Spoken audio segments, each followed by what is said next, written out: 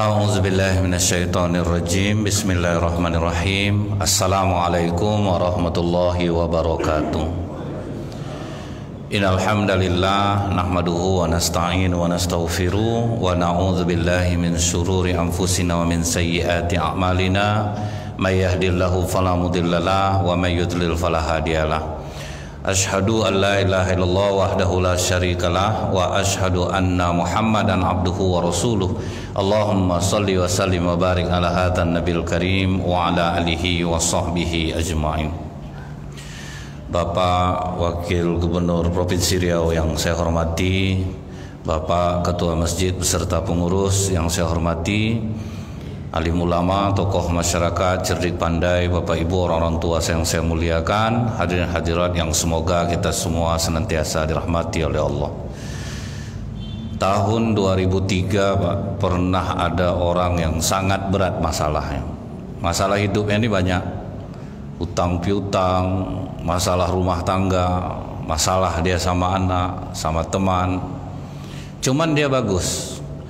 Dia justru pergi ke pondok pesantren yang dipimpin oleh Kiai Haji Ahmad Hazami. Nah, ini jalannya tepat nih. Jadi ketika bermasalah, justru yang dicari adalah orang-orang yang soleh, supaya sejuk jiwa kita ini. Karena kebanyakan masyarakat kita ini, misalnya bermasalah rumah tangganya, yang dicarinya untuk cerita orang yang bermasalah rumah tangga, tambah hancur ya dia. Cerita dia, Kak, suami aku udah 5 hari tidak pulang, Kak. Datang yang udah lama bercerai ini, Pak, santai aja lah, kakak udah 5 tahun janda, aman aja. Tapi itu tambah semangat, dia mau pisah dia. Jadi yang harus kita cari adalah kebalikannya, Pak. Di mana hati kita bisa sejuk. Makanya kata Rasulullah, agamamu mengikuti agama kawanmu, maka telitilah siapa yang menjadi kawanmu. Kata Ali bin Abi Thalib karamallahu wajhah, kawan yang baik yang apabila kita dekat dengan dia bertambah keimanan kita kepada Allah. Nah, jadi dia tepat nih, pergilah ke tempat Kiai Haji Ahmad Hazami ini.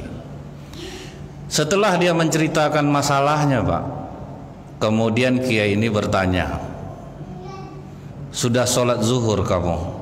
Sudah, Pak Kiai. Jam berapa kamu sholat zuhur ya? Jam 1:30. Maka kata Kiai ini, wajar aja pertolongan Allah jauh darimu.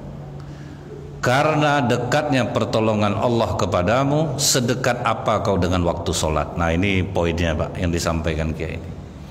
Jadi kita tidak heran kenapa kok orang-orang di Madinah itu sampai ada yang 37 tahun berada di saf pertama gitu. Kira-kira jam berapa datangnya ke masjid? Perdagangan mereka maju, aman, hidup mereka tenang. Bukti ketentramannya itu, Pak, ya, dibuat sosial eksperimen di Arab Saudi itu, menjatuhkan barang, tidak ada yang hilang satu pun. Nah, jadi itu bukti mereka itu hidupnya sudah tentram, aman, damai mereka, Pak. Lantai pertama rumah istri pertama, lantai kedua istri kedua, lantai ketiga istri ketiga, lantai aman, Pak. Istri kedua dimarahin sama istri yang pertama, istri yang pertama 3 dan 4 membela, Pak. Bayangan, Bapak. Kalau sempat itu terjadi sama kita, Pak, dimarahkan istri kedua, apa kata istri kedua, matilah kau, tuh kau ambil juga laki aku. Ada. Tapi mereka itu bukti damai jiwa loh, Pak. Tapi bukanlah harus Bapak praktekkan pula. Janganlah di sana mungkin itu biasa, di tempat kita itu tabu. Artinya jiwa mereka itu sangat damai. Jadi kemudian ditanya lagi oleh Kiai ini, Pak, tadi sholat zuhurnya kamu berapa rakaat? Dari dulu kan tidak ada berubah, Pak Kiai. Sholat zuhur ini 4 rakaat. Seharusnya kau sholat itu 8 rakaat. Udahlah terlambat, ndaklah sholat sunat. Itu maksudnya, Pak. Sholat sunat 2 rakaat sebelum zuhur, 4 rakaat sholat zuhur, 2 rakaat sesudah zuhur. Itu seperti seekor burung yang memiliki 2 sayap. Jadi lebih mudah untuk terbang ke langit. Itu maksudnya, Pak. Jadi jangan pernah remehkan sholat sunat. Kita udah rajin sholat jamaah nih, sholat sunat kurang. Padahal kata Rasulullah, sholat fardu gunanya untuk dapat petunjuk, sholat sunat gunanya untuk dapat pertolongan. Bahkan sedang jadi khatib Jumat aja Rasulullah yang rukun, Pak. Begitu ada orang masuk duduk kan disuruh Rasulullah tegak balik, suruh sholat sunat. Karena sholat sunat ini tidak pula sedikit-sedikit pahalanya diberikan Allah, Pak. Janji Allah, janji Rasulullah terhadap sholat sunat ini. Bayangin saja, Bu, sholat tahajud, Allah turun ke langit dunia. Siapa yang mau minta-minta, kata Allah. Sholat 2 rakaat sebelum subuh khairu minad dunya wa ma fiha, lebih berharga dari dunia dan segala isinya. Sholat witir lebih berharga dari onta merah yang gemuk. Kan dahsyat berarti keutamaannya itu. Jadi kalau sholat sunat ini tinggalkan kan tidak apa-apa, betul. Cuman kalau sunat biasa. Tapi kalau sunat muakkad bahaya kalau ditinggalkan, yaitu sholat sunat yang mengiringi sholat wajib. Nah, itulah kita semakin banyak dapat pertolongan Allah. Kemudian yang mengakibatkan pertolongan Allah jauh ini, Pak, kita tidak menyempurnakan syahadat. Maksudnya itu apa, Pak? Kita taat kepada Allah tapi tidak taat kepada Rasulullah. Asyhadu alla ilaha illallah, aku bersaksi bahwa tiada Tuhan selain Allah, tapi tidak mengikuti Rasulullah. Rasulullah suruh kita berjamaah, kita tidak ikut. Rasulullah suruh kita sholat sunat, kita tidak mau. Berarti kan kurang sempurna syahadat kita. Itu faktor kedua yang menjauhkan pertolongan Allah. Nah, yang ketiga itu kita jadi penantang Allah. Sholat jamaah udah, sholat sunat udah rajin, sholat malam dilakukan, sholat duha dilakukan, witir dilakukan, baca Quran dilakukan, tapi jadi penantang Allah. Dalam surah Yasin 77, awalam yarul insanu anna khalaqnahu min nutfatin fa idza huwa khasimun mubin. Kalian kujadikan dari air mani, kemudian kalian berani menantang aku. Aku udah capek berobat kemana-mana, ya Allah. Dah rajin sholat jamaah, ndak juga kau sembuhkan. Berarti itu nantang Allah, Pak. Ndak ridho terhadap takdir Allah. Udah rajin aku sholat sunat, udah rajin aku sholat tahajud, kerja payah juga. Berarti kita jadi penantang Allah. Kita lah yang ngatur Allah. Minta boleh ke Allah, tapi jangan ngotot, jangan maksa. Kan kebanyakan orang selalu seperti itu, Pak. Ngotot minta dia sama Allah tapi ngotot. Saya ingat dulu terjadi di Bukit Tinggi. Bapak ini asbabnya tergelincir di kamar mandi, koma. Dibawalah ke rumah sakit Imam Mukhtar di Bukit Tinggi, Pak. Waduh, keluarganya ngotot minta sembuh ke Allah, Pak. Diundang anak-anak pesantren untuk ngaji, mendoakan kesembuhan. Padahal mungkin takdirnya bapak itu memang harus sudah kembali kepada Allah, cuman dipaksa takdir itu dengan doa. Akhirnya disembuhkan Allah, cuman bapak tuh gila jadinya, Pak. Nyesallah istrinya, bagus meninggal dia kemarin lagi daripada macam ini jadinya. Saya bilang ibu sudah menantang Allah. Memang kita menggunakan doa, cuman kita kayaknya tuh lebih tahu lah kita takdir itu lagi daripada Allah. Sehingga memang disembuhkan, cuman kotorannya ditempel-tempelnya ke dinding rumahnya, Pak. Tuh kata istrinya, tahu macam ini bagus mati aja dia kemarin lagi ini. Kemarin doa kan sembuh. Nah, itu namanya kita menantang Allah. Mungkin ada di jiwa kita nih, Pak, kadang-kadang kita merasa amal kita udah banyak, kenapa keinginan kita tidak dipenuhi oleh Allah? Yakinlah, Bu, kalau kita sudah yakin terhadap takdir Allah, beriman kepada Allah, tidak ada buruk sangka kepada Allah, takdir buruk menimpa kita akan menjadi kebaikan, Pak. Saya masih ingat dulu ada anak tukang laundry tamat SMP. Dia ngomong ke maknya, Pak, mak, aku tamat SMA, boleh enggak kuliah di Amerika? Kata mamanya, boleh. Cuman kalau kau ngandalin pencarian mama, enggak bisa. Kau harus minta tolong sama yang maha kaya, yaitu Allah. Selain kau udah rajin sholat wajib, kau makan seluruh sholat sunat, terutama sholat tahajud. Mintalah ke Allah. Kalau memang baik takdir kau kuliah di Amerika, Allah akan mudahkan.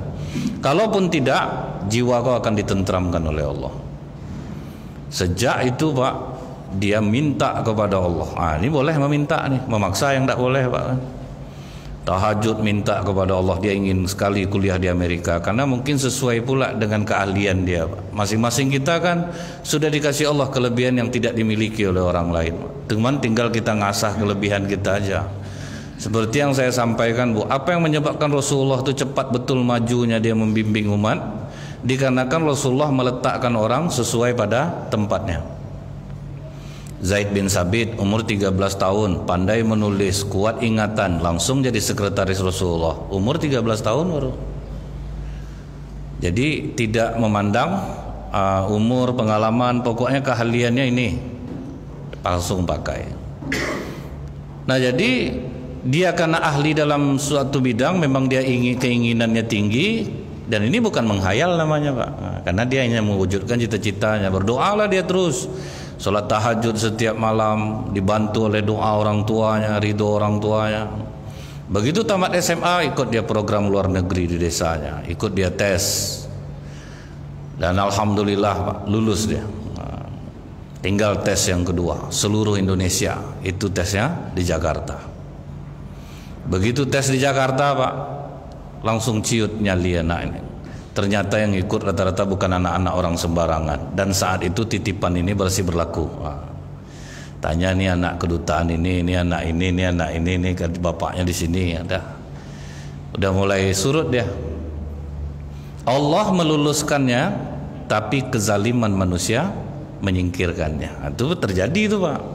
Allah kadang udah dikabulkan Allah cita-cita kita, datang manusia zalim, disingkirkannya kita, bisa. Tapi kita jangan buruk sangka sama Allah. Akhirnya anak ini betul-betul tidak lulus. Setelah bermohon kepada Allah 3 tahun dia tidak lulus, tapi sama sekali dia tidak berburuk sangka kepada Allah. Pulang dia ke desanya.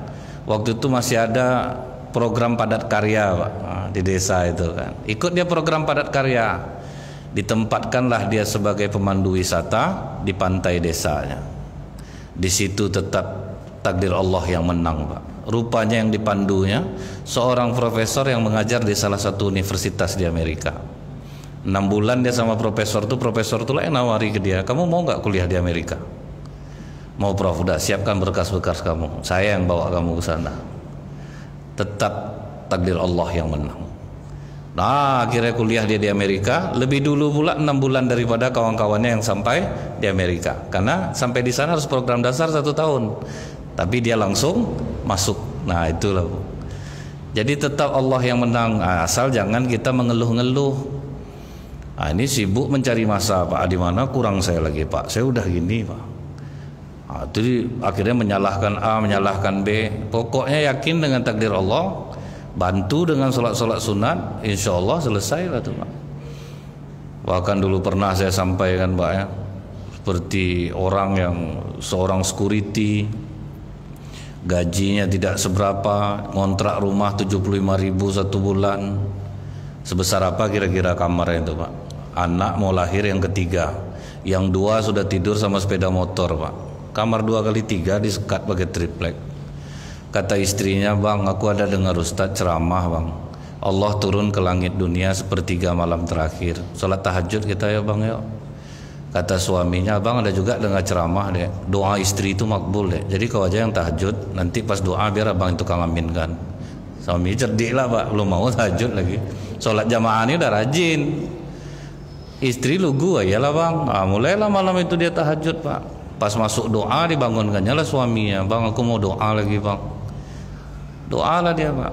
Dia ingat bahwa kalau kita berdoa kepada Allah itu lebih terkesan dengan kita bercerita kepada Allah tentang apa yang mau kita sampaikan. Disampaikannya lah, ya Allah bayi aku yang ketiga akan lahir, yang 2 orang aja sudah tidur sama sepeda motor ya Allah.